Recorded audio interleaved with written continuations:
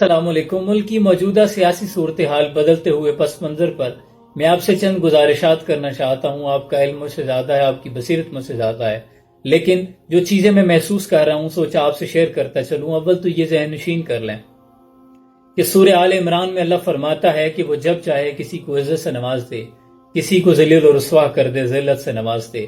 وہ کسی کو اقتدار سے نواز دے، تخت پہ بٹھا دے، کسی کو تختہ دار پہ لٹکا دے، کسی کو اقتدار دے، عزت سے محروم کر دے، کسی کو عزتوں سے نواز دے، اقتدار سے محروم کر دے۔ یہ میرے رب کی شان ہے۔ گدا کو بادشاہ کر دے یا بادشاہوں کو گدا کر دے۔ میرے مولا تو جب چاہے کسی کو کیا سے کیا کر دے۔ اور کبھی کنواں، کبھی منڈی، کبھی پھر قید میں یوسف، کبھی ایک مصر کا قیدی مصر کا بادشاہ کر دے۔ اور جسے تو پکڑ لے اس کو چھڑا سکتا نہیں کوئی، اسے پھر کون پکڑے جس کو مولا تو رہا کر دے۔ یہ میرے رب کی شان ہے، یہ اس کی رضا ہے۔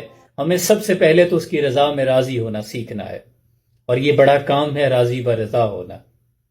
ہم نے دیکھا ہے وزادار گھرانوں کا زوال، ہم نے سڑکوں پر کئی شاہ ظفر دیکھے ہیں، اور صبح کے تخت نشین شام کو مجرم ٹھہرے۔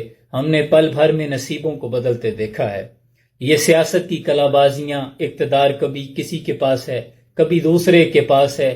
آج جو برسر اقتدار ہیں کل وہ تختہ دار پہ ہو سکتے ہیں۔ یہ میرے رب کی شان ہے۔ اس لیے آپ کی کسی بھی پارٹی سے وابستگی ہے، آپ کسی کو بھی سپورٹ کرتے ہیں، آپ کا جو بھی نظریہ ہے، آپ دوسرے کے نظریے کا بھی احترام کریں۔ آپس میں سیاست پر بحث و مباحثے میں، تلخ کلامی میں، تکرار سے گریز کریں۔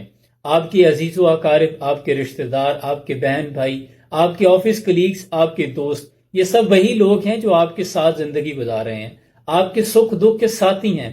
پلیز ان رشتوں سے محروم مت ہو جائیں، ان کو سیاست کی نظر مت کریں، ایک دوسرے کے نظریے کا احترام کریں، عدم برداشت کا سہارا مت لیں، صبر سے کام لیں، ایک دوسرے کے نظریے کا احترام کریں، خاموشی سے سنیں، اور کوشش کریں کہ اس کو سیریس مت لیا جائے، اتنا سیریس نہ لیں کہ آپ رشتوں سے محروم ہو جائیں۔ میری عاجزانہ سی یہ گزارش ہے، باقی آپ کا علم مجھ سے زیادہ ہے۔